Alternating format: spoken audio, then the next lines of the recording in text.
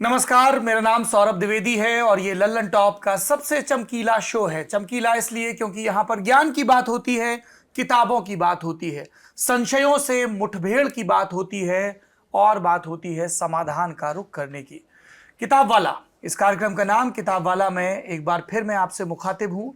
पिछले कुछ एपिसोड्स में मेरे सहयोगियों ने अलग अलग लेखकों से बात की और आज हम बात करेंगे इस किताब के बारे में जो मेरे फेवरेट सिंगर्स में से एक के बारे में है। कहाँ तुम चले गए, दास्तान जगजीत। इसे लिखा है वरिष्ठ पत्रकार राजेश बादल ने।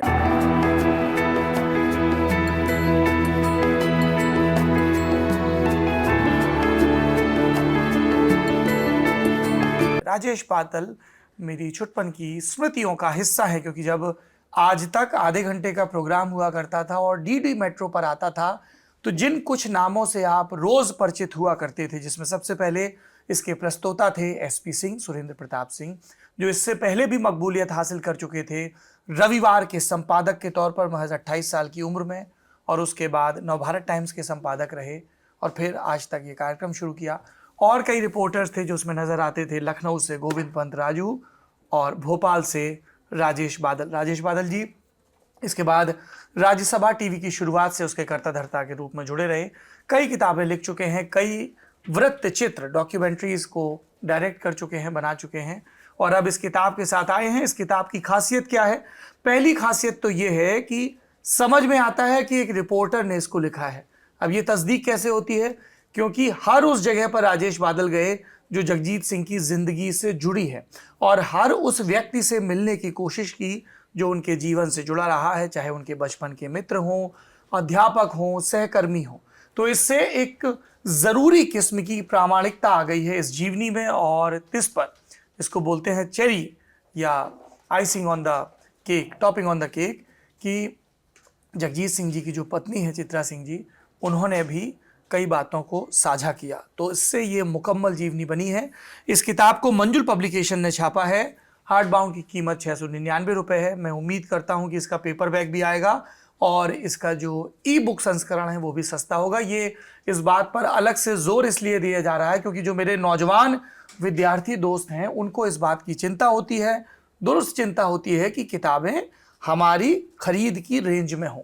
बाकी मैं ये भी कहता हूं कि एक बुरी फिल्म कम देख लेना मल्टीप्लेक्स में जाके, तो एक किताब तुम्हारे खलीते में, तुम्हारी किताब घर में बढ़ जाएगी। राजेश बादल जी आज हमारे साथ हैं। सर बहुत बहुत स्वागत है आपका। Thank you so much for joining.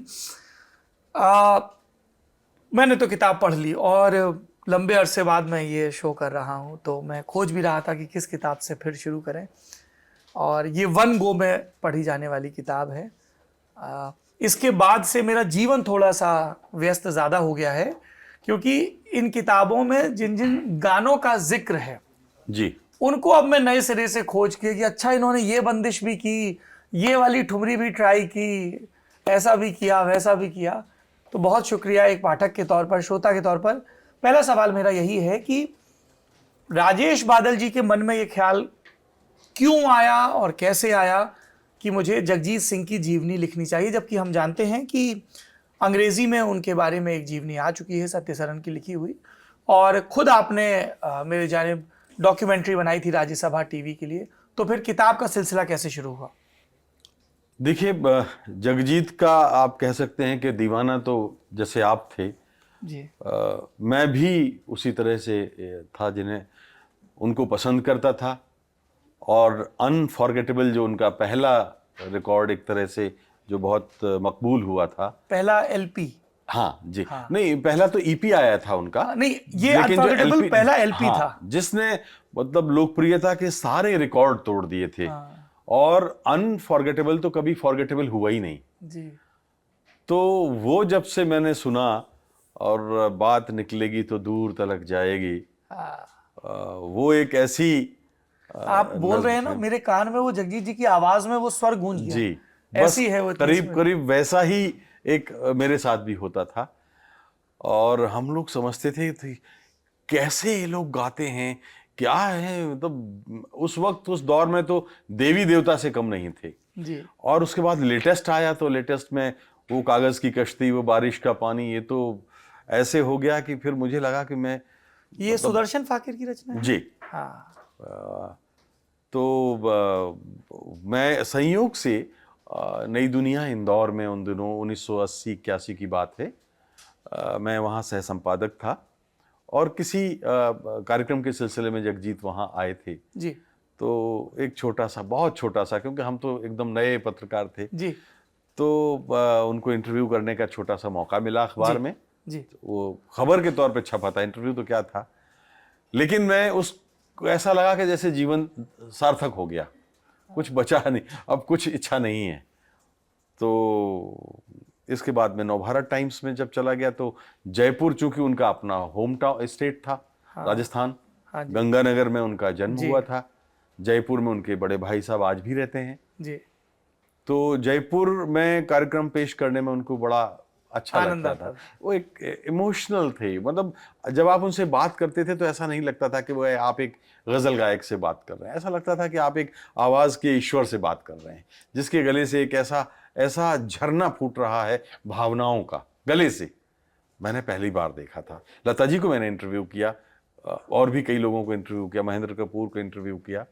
और तो जब आप जयपुर में मिले तो उन्होंने तो पूछा भी आपसे कि अरे जी, तुम यहाँ उन्होंने कैसे? अरे मेमोरी उनकी इतनी जबरदस्त थी, आप तो इंदौर में थे। जी मैंने कहा जी आजकल यहाँ हूँ। अरे यहाँ बहुत अच्छी बात है, यहाँ क्या कर रहे हैं? मैंने कहा मैं नवभारत टाइम्स में हूँ और अखबार शुरू करने यहाँ आया था। और फिर बोले आपको पता है ये मेरा भी प्रदेश है, आप मेरे प्रदेश में हैं। मैंने कहा जी मुझे पता है। तो इस तरह से दूसरी तीसरी 2 मुलाकातें वहाँ हुई, छोटी छोटी, मतलब बहुत लंबी नहीं हो पा रही थी।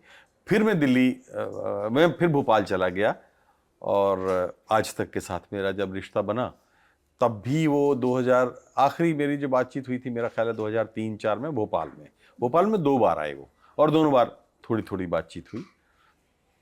तो क्या ही सहज थे कि वो इसके जो प्रकाशक हैं, मंजुल प्रकाशक, जी जी प्रकाशन के जो संचालक हैं विकास जी, उनके पास एक मारुति जैन होती थी और जगजीत जी उनको भी बहुत पसंद करते थे। तो जब वो आते थे भोपाल तो वो कहते थे कि वो खुद सुनाते थे, गाते थे। और विकास जी जैसा बताते हैं कि मैं ड्राइव करता था, हम लोग घंटों भोपाल की सड़कों पर भटकते थे और वो गाते थे। तो बोले मुझे यकीन नहीं आता कि जगजीत जिसके दीवाने हैं वो मेरे बाजू में बैठ के गा रहा है या उनकी कैसेट चल रही है और हम दोनों सुन रहे हैं। तो इतना सहज इंसान।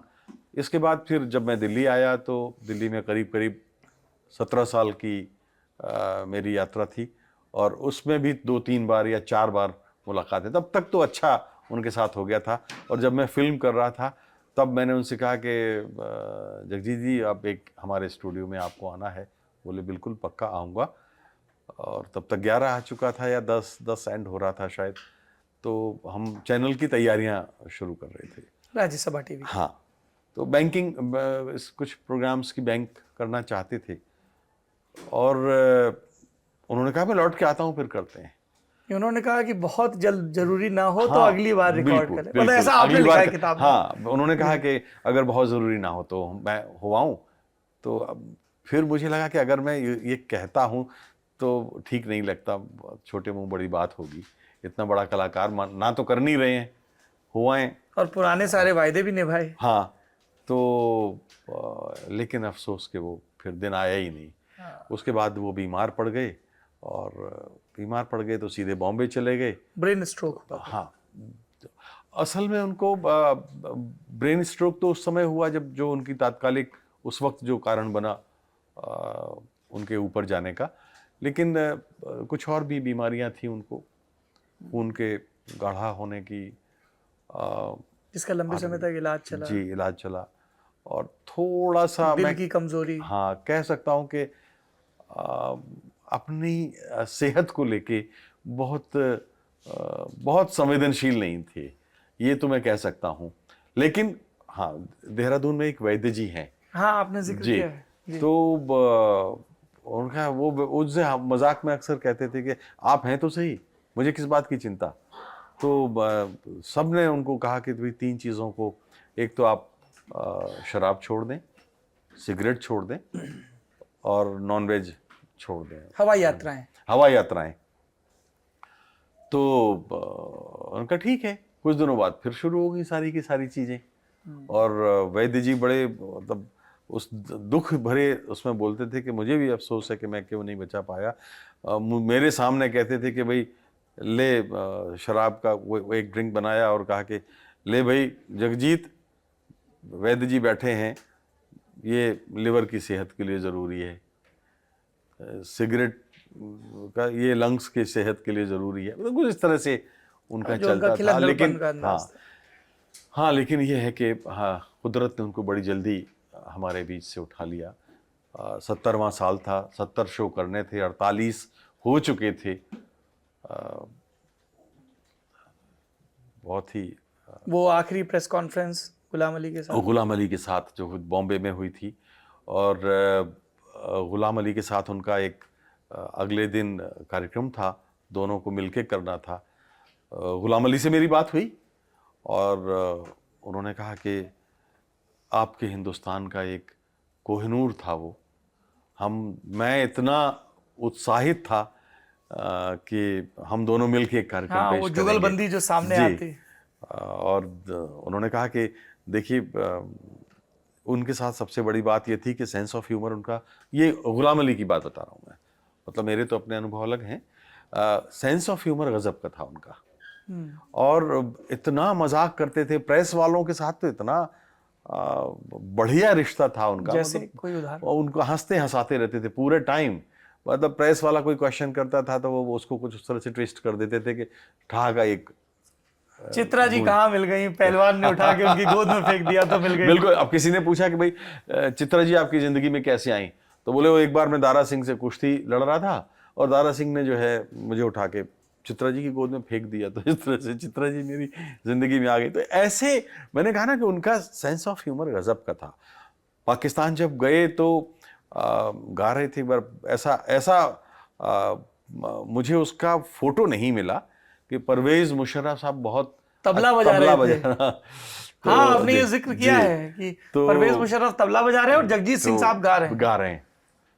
तो एक से एक अनुभव है, एक से एक अनुभव उनके। हम तो जब पढ़ते हैं, जितने हिंदुस्तान में लोकप्रिय थे उससे ज्यादा लोकप्रिय पाकिस्तान में थे, जितने लोकप्रिय पाकिस्तान में थे उससे ज्यादा लोकप्रिय यूरोप में थे, और यूरोप में जितने लोकप्रिय थे उससे ज्यादा पश्चिमी देशों में थे, अफ्रीका में थे और अमेरिका में थे।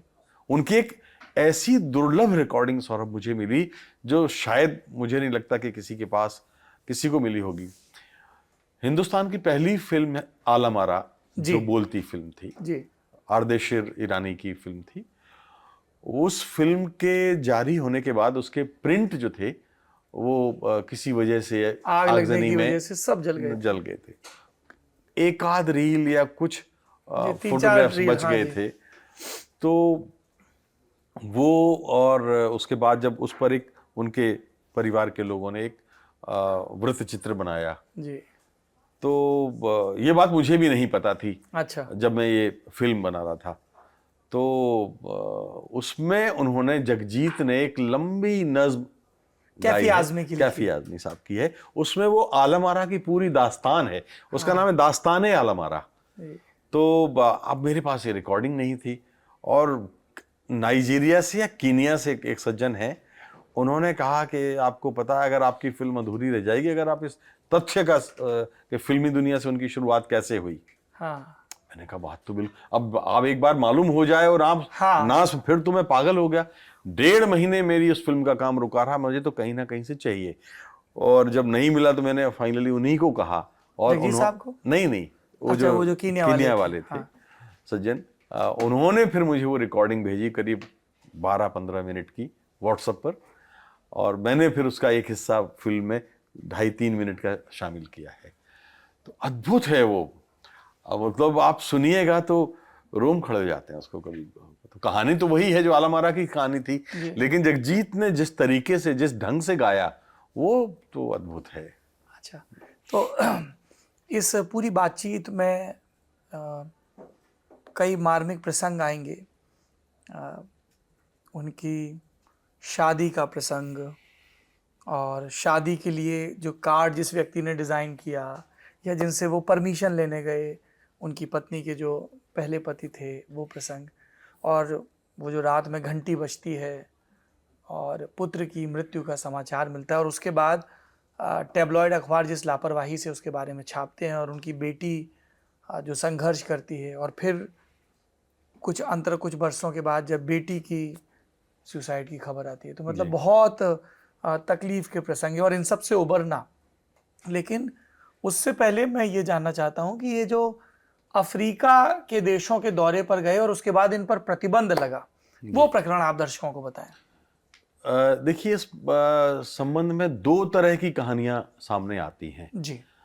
जो आप मुझे चूंकि किताब में विस्तार पे नहीं गए, इसलिए मेरा पत्रकार जाग गया। देखिए, मैं पत्रकार होने के नाते मैंने ये इस बात पर जोर दिया कि कोई भी जानकारी अनजाने में ऐसी ना जाए जो सच ना हो, इसकी पूरी पुष्टि ना हो। हाँ, या मेरे पास उसका ठोस सबूत ना हो।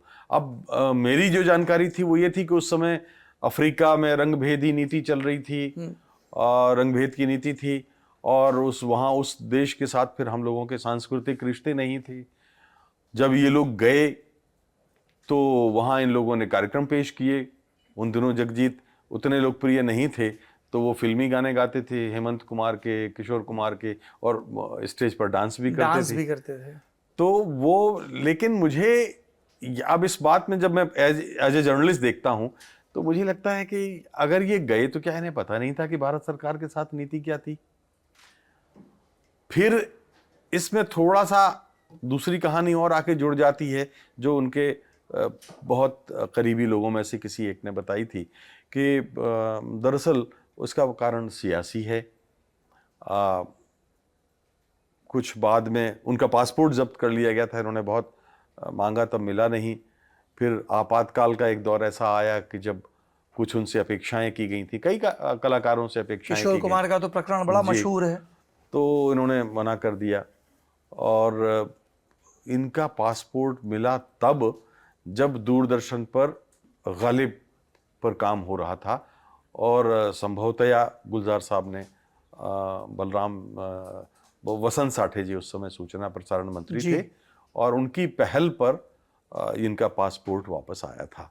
तो ये दूसरी कहानी थी। तब तक ये विदेश यात्रा फिर नहीं कर पाए। नहीं, फिर अब मैंने कहा ना कि अब चूंकि ये दो कहानियों के बीच में मैं कुछ ऐसा उलझा कि मुझे एक सच कहानी की दरकार थी, और सच या तो जगजीत जी बता सकते थे, क्योंकि अब चित्रा जी भी उम्र हो गई है, वो यादें उतनी प्रामाणिक यादें, कई चीज़ें तारीखवार कि ये घटना पहले हुई या वो घटना पहले हुई, तो इसलिए मैंने थोड़ा सा हल्का उसका जिक्र किया है। हाँ, ये बात बिल्कुल सही है कि अफ्रीका गए, वहाँ से लौटे, इनका पासपोर्ट जब्त हुआ, और लंबे समय के बाद इनको पासपोर्ट मिला। एक दौर ऐसा भी था जब आकाशवाणी पर इनकी गज़लों के बजाने पर पाबंदी थी।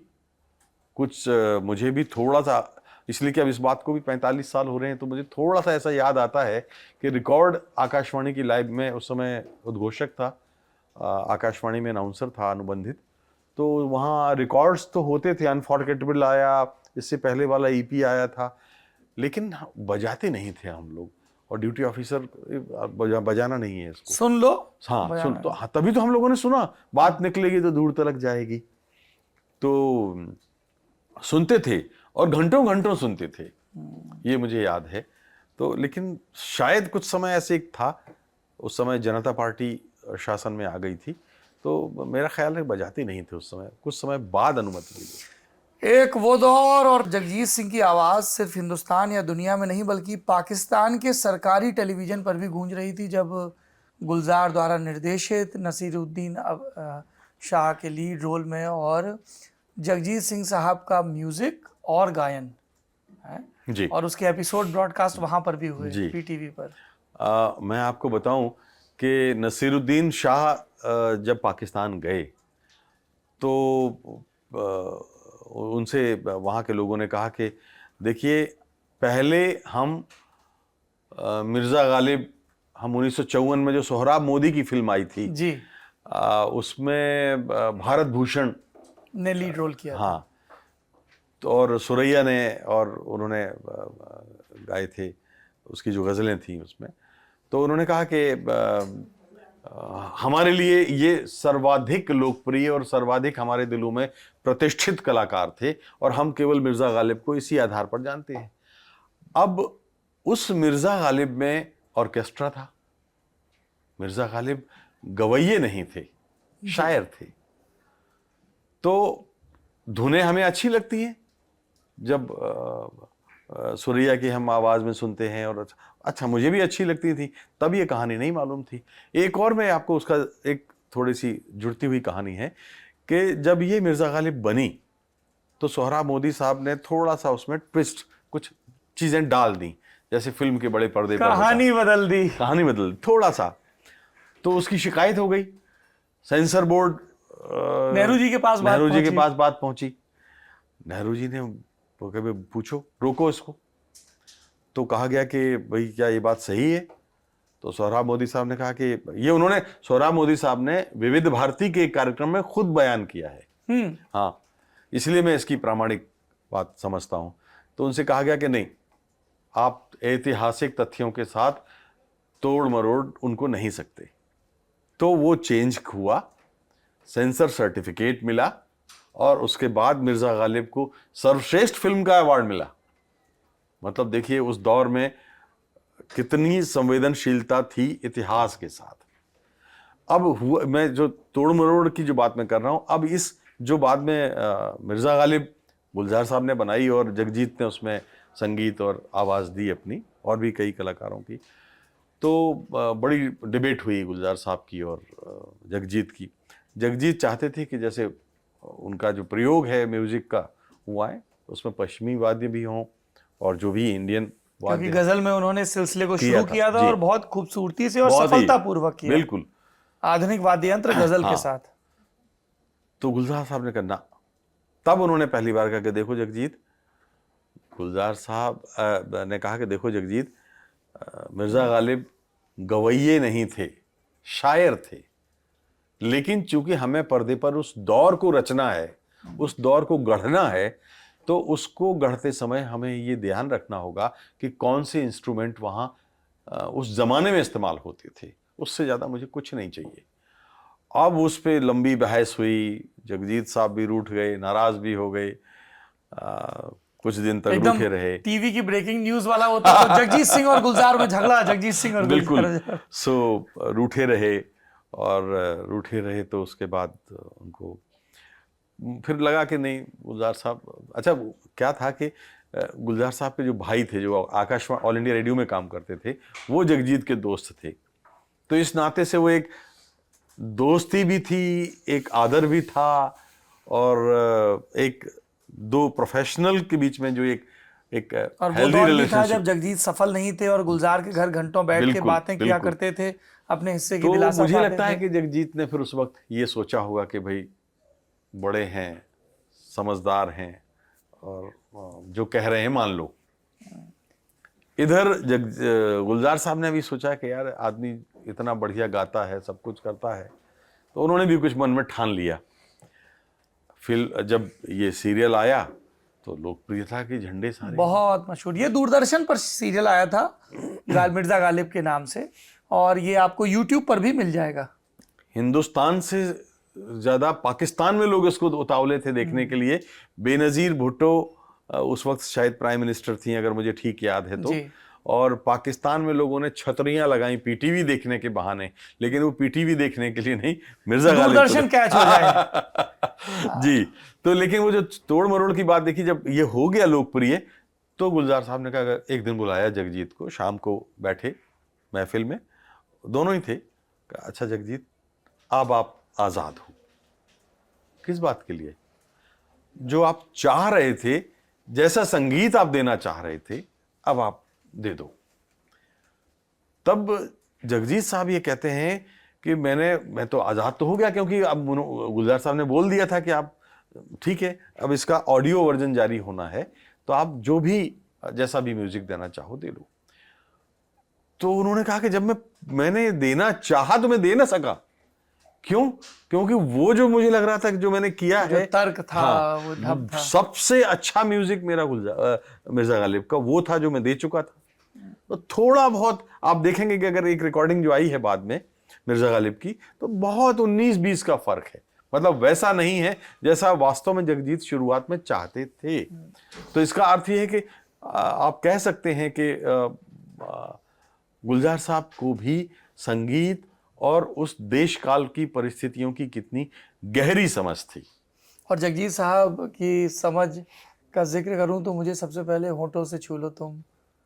बिल्कुल बिल्कुल, फिल्म के पर्दे पर सबसे पसंदीदा उनका बहुत नए राग का इस्तेमाल किया गया था इसके लिए। प्रेम गीत और अर्थ, ये चूंकि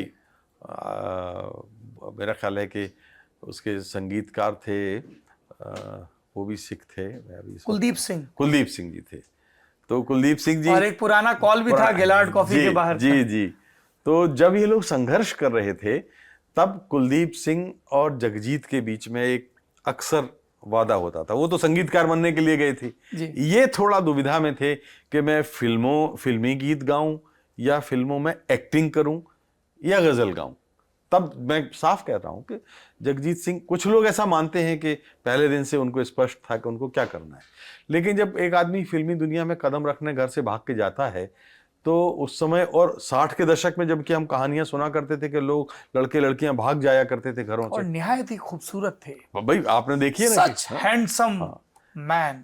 जिस दिन HMV ने उनसे कहा कि भाई देखो तुम्हारा पहला रिकॉर्ड तो हम ला रहे हैं, लेकिन तुम चूंकि सिख थे ये तो आपको हम नहीं रखेंगे सिख वेश में। Very unfortunate.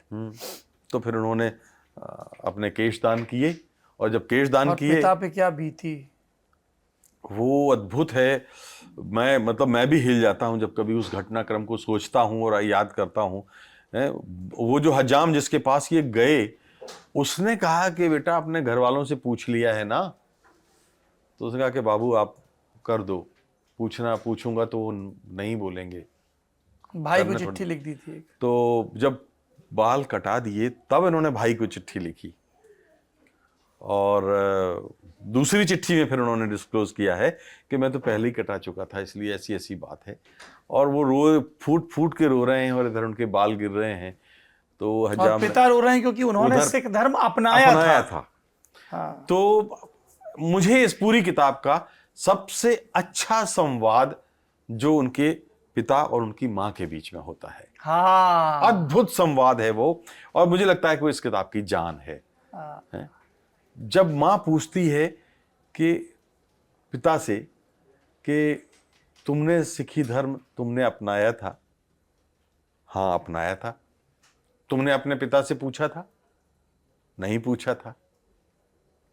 तुम्हारे बेटे ने सिखी के केश ही तो उड़ाए हैं, काटे हैं। अब उसने अपने कैरियर के लिए किया, तुमने अपनी आध्यात्मिक प्रवृत्ति के लिए किया, तो उसमें अंतर क्या है? उसको करने दो। बोले नहीं, मैं तो उसको अध्यात्म, मतलब शब्द और गुरबानी करके वो इस तरह से चाहता था कि वो जगजीत ऐसे करे। हमारे गुरुजी ने जगजीत का नाम ऐसे ही रखा था उसको। तो उन्होंने क्या बेजोड़ उदाहरण दिया कि तुम इसका मतलब तुम भगत बनाना चाहते हो, उसको गुरुद्वारे में लाना चाहते हो बंबई से?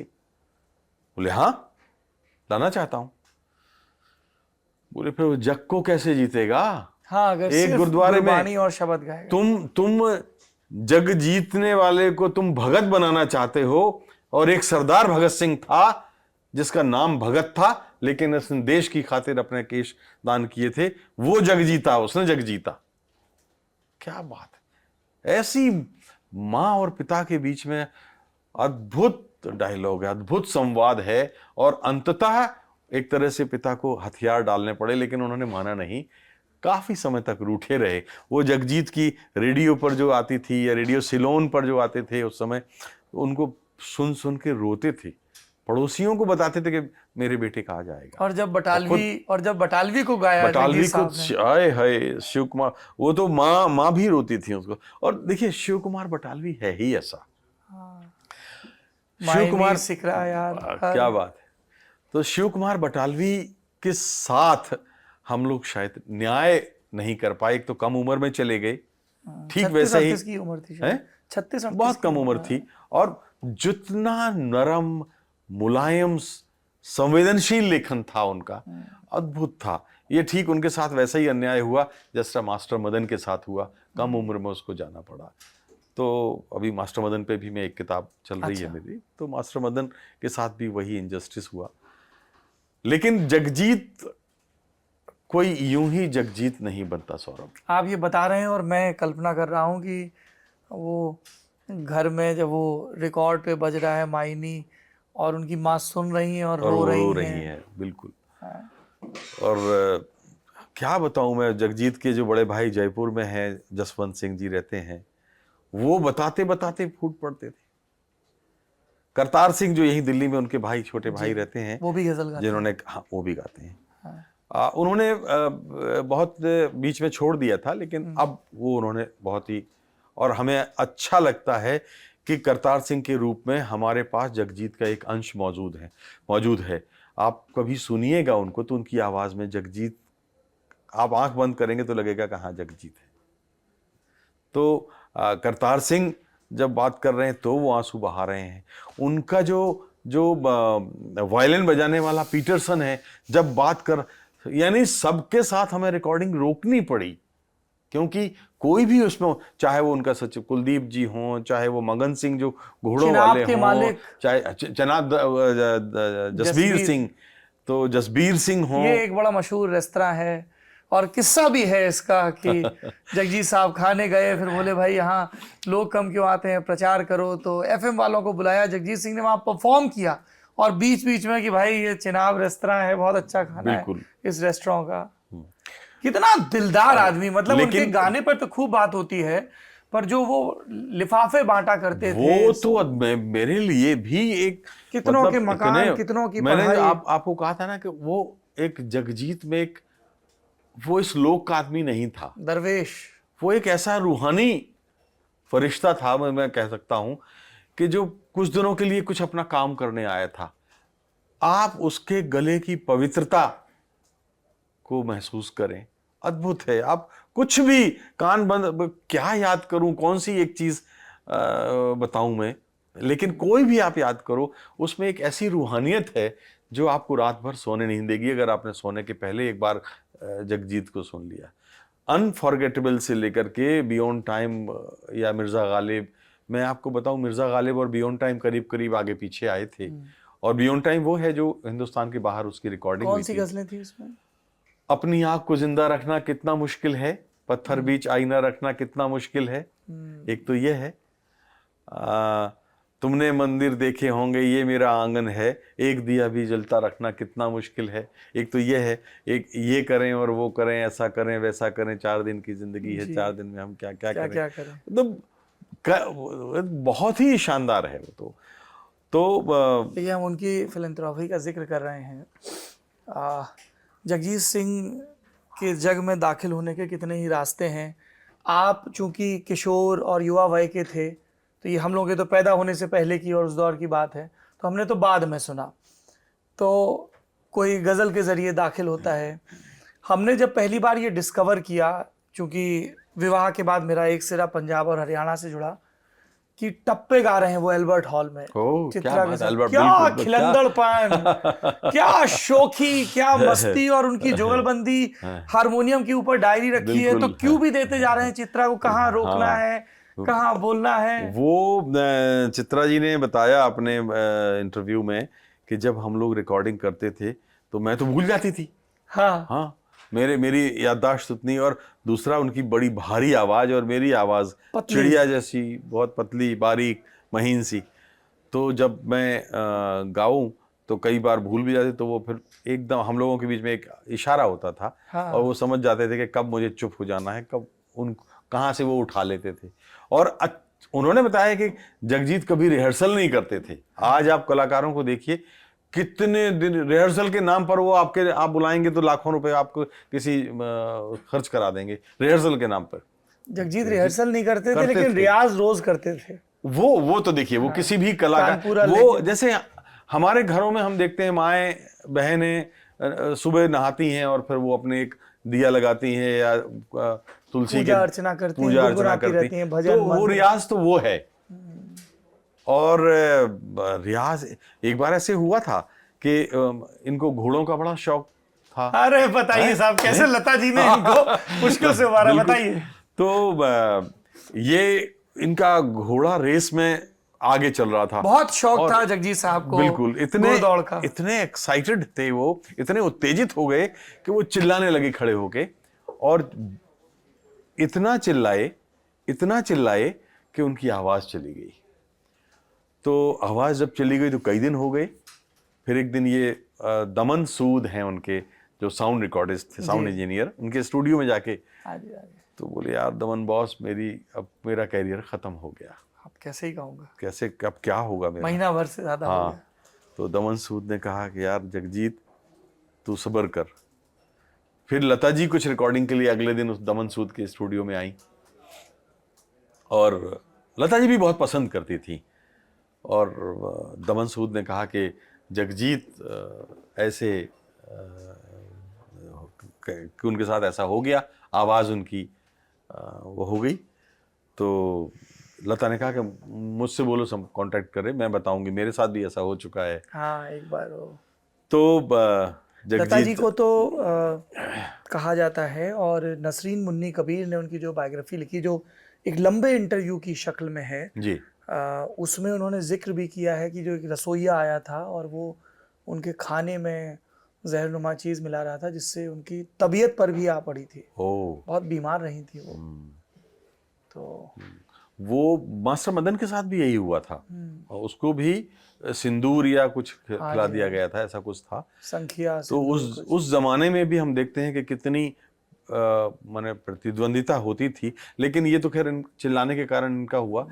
और लता जी इनके बेटे को बहुत पसंद करती थी, विवेक को, क्योंकि विवेक मिला भी था उनसे। जी, चुटकुले बहुत सुनाता था।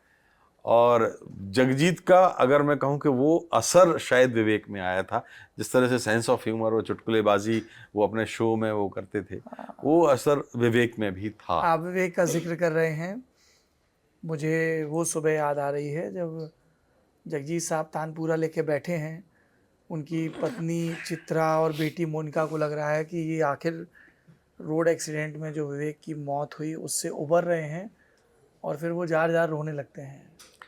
वो तो देखिए, रात को जब निधन हो गया तो बेटे का, पूरे घर में सन्नाटा, ऐसा मतलब जो उस घर को जोड़ता था, जो मृत्यु की भाए भाए जो हम लोग जो होता है, हम देखते हैं कि कहीं कोई ऐसा शोक की घड़ी किसी परिवार में आती है तो 2-3 दिन में धीरे धीरे सामान्य हो जाता है, हम लोग भूलने लग जाते हैं, और त्रयोदशी आते आते तो सब कुछ नॉर्मल हो जाता है। लेकिन महीनों तक उस घर में सन्नाटा पसरा रहा। चित्रा के माता पिता भी वहां थे और सब लोग अलग हो गए, लेकिन किसी से कोई बात नहीं करता था। जगजीत अपने में सिमटे हुए हैं, चित्रा अपने में सिमटी हुई है, बेटी अपने आप में सिमटी हुई है।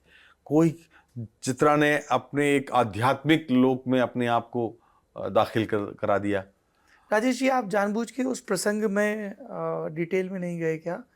जो आध्यात्मिक लोक की आप बात कर रहे हैं। मैं आप ठीक कह रहे हैं कि मैं जानबूझ के नहीं गया, इसलिए कि मेरे पास उसका कोई, मैंने वही कहा कि जो मुझे लगा कि इसमें मेरे पास कोई प्रमाण नहीं है, तो थोड़ा अब मुझे देखिए, जो कहानी तो ये भी मिली कि और कई लोगों ने बताई जो बात सच थी, और जगजीत ने, ये तो मैंने सुना है क्योंकि मैं इसके बारे में तो मैं कह सकता था कि कई बार किसी के होने का एहसास उसके चले जाने, इस लोक से चले जाने के बाद भी हमें लगता है कि वो अरे आसपास से निकल गया, खुशबू निकल गई, उसका स्प्रे है, तो ये लगता है। तो कई दफे या तो आपके अवचेतन में छाया हुआ होता है, उसकी वजह से ये संभव है। लेकिन ये इसकी संभावना मुझे इसलिए कि इसका कोई प्रामाणिक, क्योंकि मोनिका भी नहीं है अब इस दुनिया में, जगजीत भी नहीं है इस दुनिया में, और कुछ लोगों ने बताया कि वो मोनिका जो थी वो कुछ आत्माओं के साथ संवाद करती थी, अगर आप इसमें यकीन करते हैं तो ये मैंने बताया था मुझे किसी ने कि विवेक ने मोनिका को बताया था किसी ऐसे ही, ये विदेशों में गए कुछ लोग जो आत्मा को बुलाती थी, एक महिला थी कोई, लेकिन वो बात नहीं हो पाई थी विदेशों में, वो आत्मा से संवाद कराती थी, ऐसा मिलता है जिक्र। तो मैंने जानबूझ के उसको नहीं लिखा। तो एक बार मोनिका से संवाद में विवेक ने ये कहा कि विवेक ने ये कहा कि जो है मेरी मौत ऐसे हुई थी और ये गलत है कि मैं शराब पिए हुए था, सामने काम हो रहा था वो नगर नसैनी निगम जिसको का बोलते हैं, जी, सीढ़ी और मेरे एक बीच दोस्त सड़क का पे रखी एक्सीडेंट हो थी गया था, और इसलिए मेरी अंधेरा था। रफ्तार तेज थी। मैं उसको मिलने अस्पताल जा रहा था, अंधेरा था और उस सीढ़ी से मैं टकरा गया। ये वजह उस मशहूर आधार क्रिकेटर सैराज बहुतुले, बहुतले हाँ, जी उनके साथ थे थे उस वक्त, वो भी बड़ी बुरी तरह जख्मी हुए थे तब। बिल्कुल। तो वो बताते हैं कि जब ऐसा हुआ तो मोनिका ने 9 महीने तक या पूरे पूरे 1 साल तक सारे दस्तावेज निकलवाए, टाइम निकलवाए, यहाँ सामने रहने वालों की के बयान दर्ज कराए। उस रात अंधेरा था सड़क पे, तब ये तो भी सीसीटीवी का भी तब जमाना नहीं जाके था या पता कुछ। लगा। तो मोनिका ने बड़ी तकलीफ के साथ किसी एक इंटरव्यू में कहा था, जिसका कुछ हिस्सा मैंने इस्तेमाल किया है। उसमें उसने कहा कि 1:30 बजे रात को एक्सीडेंट हुआ, टैबलॉइड ने नहीं, बड़े अखबारों ने भी जी, जी। ये लिखने के पहले ये कौन सी पत्रकारिता है कि आपने लिख दिया कि वो शराब के नशे में था, बिना इस बात की बिना इस तस्दीक बात की किए, तस्दीक ताकि किए। बिना पोस्टमार्टम, और बिना जब जांच। मैं 9 महीने बाद मेरे पास पूरे दस्तावेज हैं, साक्ष्य हैं, सबूत हैं, तो किसी अखबार ने कुछ नहीं छापा। मीडिया का मुझे लगता है कि ये, मुझे भी लगता है कि जी बिल्कुल, ये एक अच्छा हम रूप नहीं जमाने था। भर की आलोचना करते हैं तो हम खुद उस आलोचना से कैसे फारिग हो सकते हैं। बिल्कुल बिल्कुल। सो ये था, और लेकिन फिर जगजीत साहब उभरे तो उन्होंने शबद गुरबानी। फिर मैं ये कहूँगा सौरभ कि जब वो उभरे तो उभरने में 6 महीने करीब लगे उनको। अब 2 बातें थी जी, कि एक, हम जगजीत को जितना हम लोग पढ़ पाए, या उस समय तो नहीं पता था, जब हमने उसमें जानकारी ली तो निश्चित रूप से 6 महीने तक कोई परिवार, कोई अर्निंग ना हो। रॉयल्टी भी उस जमाने में क्या आती थी आज से, नहीं, और मुंबई है, तो स्टाफ है, हाँ, खर्चा भी बहुत है। और रॉयल्टी का बहुत सारा पैसा उनका मारा भी गया, मुझे कहने में कोई हिचक नहीं है, लेकिन उसको चूंकि एक कानूनी पक्ष है तो मेरे पास उसके दस्तावेज उस तरह के नहीं हैं। लेकिन हाँ, ये बात सही है कि एक आर्थिक दबाव फिर बनने लगा कि भाई अब गाना तो है। दूसरा, आपको जिंदा, लता जी ने कहा कि जगजीत आप अपने आप को संभालो, आपको गाना है। और लता जी राजी भी हो गई उनके, देखिए, कितना बड़ा जो, दिल, हाँ, महान। जो लता तैयार नहीं हो रही थी वो ये सजदा, मीटर बहुत अलग है, हाँ, हाँ सही। तो वो खैर वो तो लता का तो लता देख थी। के तुमको होश में आना भूल बिल्कुल, गए। लता जी को मैंने 2-3 बार इंटरव्यू किया और तब वो तो एक देवी थी। लेकिन आप ये देखिए कि कोई लता लता कैसे बनती है, कोई जगजीत जगजीत कैसे बनता है, यूं ही नहीं बन जाता। ये नई नस्लों के लिए, नए लोगों के लिए, नई पीढ़ी के लिए एक बहुत बड़ा जगजीत की जीवनी एक संदेश है कि जगजीत बहुत आसानी से जगजीत नहीं बना। विनोद सहगल, भूपिंदर समेत कितने लोग हैं कितने जिनको लोग मौके हैं। दिए कि भाई आप मुझे मौका नहीं मिला गजल गायक के तौर पे, तुम लोग आओ, बिल्कुल। मैं इंट्रोड्यूस करता हूँ, Jagjit Singh introduces so and so वो टैलेंट ऑफ 80s जी। जो है, और उसकी कई गजलें अगर आप सुन लें तो आज भी तलत उतनी जी ही साहब ने मीठी। बड़े विस्तार से हाँ? बताया सर। एक दर्द उठा दिल में और आंख भी नम है, ये सीमा की आवाज में है, और भी कुछ बड़ी अच्छी। अच्छा भाई साहब, एक मैं अभी किताब के विस्तार में अब और इसलिए नहीं जाऊंगा क्योंकि मैं चाहता हूं कि आप इस किताब को पढ़ें। पर्याप्त उत्सुकता और पर्याप्त आपको एनेक्डोट्स मिल गए। एक आखिरी सवाल मैं ये जानना चाहता हूं जी। कि अक्सर हमने देखा है कि महान हस्तियों की जीवनियाँ लिखी जाती हैं और यदि वो व्यक्ति जीवित है तो बहुत कम होता है कि ऑथराइज्ड बायोग्राफी हो, नहीं है चलन। जब होती भी है तो तब भी अक्सर देखा गया कि फिर वो उतना न्याय नहीं होता, वो बहुत ज़्यादा, हमने नेताओं की ऑथराइज्ड जीवनी में खास तौर पे देखा है, भक्ति भाव से लिख दी जाती है। कम होता है कि परिवार वाले राजी हो जाएं और खुलकर बात भी करें। आपके केस में ऐसा हुआ, और ख़ास तौर पर चित्रा जी के लिए ये कहा जाता है कि बहुत रिजर्व नेचर की हैं, पहले बेटे की मौत, फिर बेटी की मौत और फिर पति की मौत। तो जिसको कहते हैं ना प्रचलित मुहावरे की शक्ल में कि अपने खोल में सिमट जाना, इतना कुछ भी था। मुझे लगता है शायद ये काम जगजीत साहब ने करा लिया, क्योंकि जब हम फिल्म बना रहे थे तो चित्रा जी को काफ़ी समय लगा हमें मनाने के लिए, तैयार नहीं हो रही थी। विवेक की मृत्यु के बाद उन्होंने गाना तो कभी नहीं कहीं गाया। गाना एक आध बार कभी कोशिश भी की तो नहीं हुआ, सफल नहीं हुई वो। और जब उन्होंने मुझे ध्यान आ रहा है चाह वो बदली। सजदा का था विमोचन, सफेद साड़ी पहन के सफेद साड़ी पहन के उन्होंने ही विमोचन किया था उसका। पर बोली कुछ भी नहीं। लेकिन देखिए, हाँ, बोली कुछ नहीं थी तो ये होता है, लेकिन सबने सहयोग किया क्योंकि सबके दिलों में जगजीत की प्रतिष्ठा एक देवदूत से कम नहीं है, एक देवदूत से कम नहीं है, ये मैं कह सकता हूं। और देखिए, एक चूंकि आखिरी सवाल है तो मैं अपनी तरफ से एक जानकारी प्लीज। कि जिंदगी में जिन जो आपके लिए ईश्वर जैसे होते हैं, अब मोहम्मद रफी के गाने गा के जगजीत स्कूल में सिक्के बटोरते थे।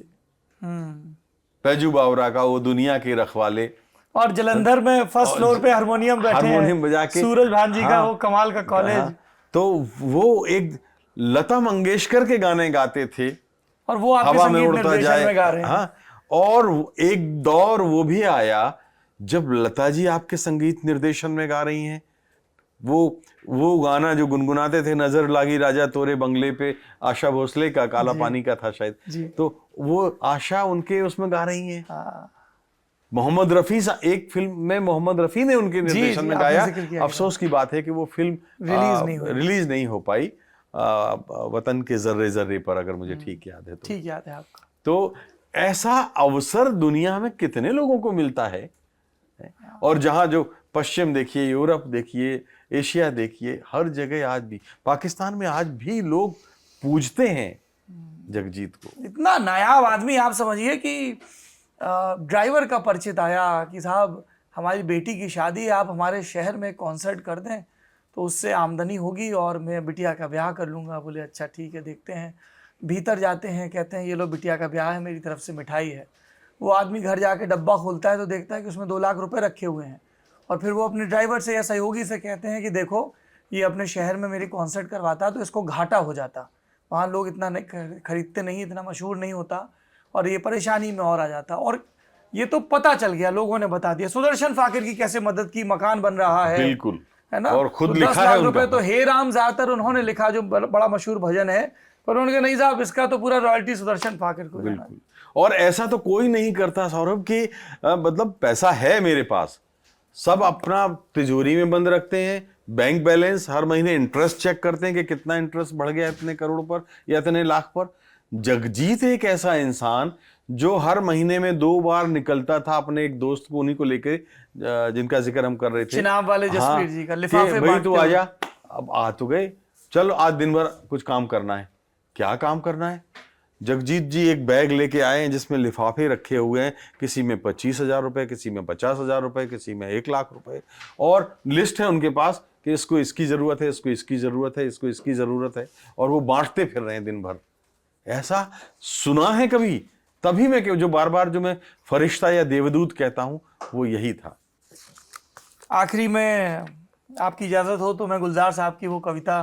क्या बात है, क्या बात है, बहुत ही खूबसूरत है। ये राजेश बादल साहब को गुलजार साहब ने, जगजीत सिंह उनके मित्र थे, छोटे भाई थे, सखा थे, सहकर्मी थे, तो ये कविता दी है और यहीं पर किताब खत्म होती है। पत्रकारिता में हम लोगों को ये सीख बहुत दी जाती है कि कहानी कहाँ से शुरू कर रहे हो और कहाँ पर लाकर छोड़ रहे हो, ये बड़ा महत्वपूर्ण है। यहाँ पर किताब खत्म होती है। एक बौछार सा था वो शख्स, बिना बरसे किसी अब्र की सहमी सी नमी से जो भिगो देता था। एक बौछार ही था जो किसी धूप की अफशा भर के दूर तक सुनते हुए चेहरों पे छिड़क देता था। और नीम तारीख से हॉल में आंख चमक उठती थी, सिर हिलाता था कभी घूम के टहनी की तरह, लगता था झोंका हवा का कोई छेड़ गया, गुनगुनाता था खुलते हुए बादल की तरह।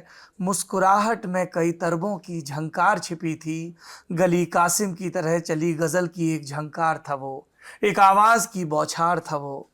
सर्दी से ठिठुरने लगता था कभी, जाने कैसी सर्दी आके बैठ गई थी जम के उसके सीने में। गजल की कांगड़ी जला के पहन लेता था, बेटे को जला के लौटा तो झील के किनारे ठीकरियां फेंकता था पानी पे। घोड़े देखता था दौड़ते हुए, सर्दी से ठिठुरने लगता था वो, छितरी छितरी धूप ओढ़ लेता था वो। कल सुना है बर्फ गिर रही थी जब पहाड़ों पर, वो खिड़की खोल कर चला गया आग तापने वो चिता की आग पर।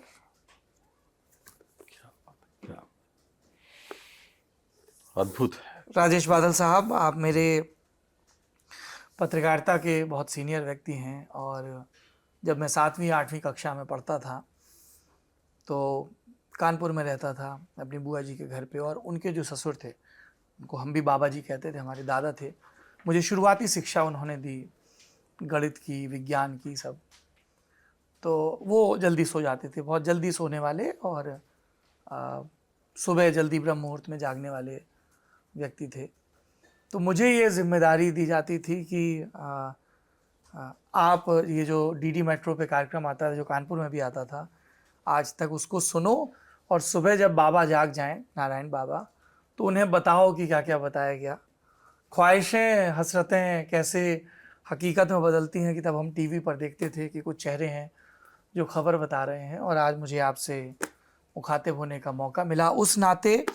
और हम में से कईयों के दिन की शुरुआत जिस हेराम को सुनकर होती है। दिन बीतता है तो टप्पे सुनते हैं, दिन कुछ गमगीन होता है तो गज़लों का रुख करते हैं, दिन कुछ लोक सा हुआ जाता है तो उनकी बंदिशें सुनते हैं। ऐसे जगजीत सिंह साहब की ज़िंदगी में आपने हमें दाखिल होने का मौका दिया।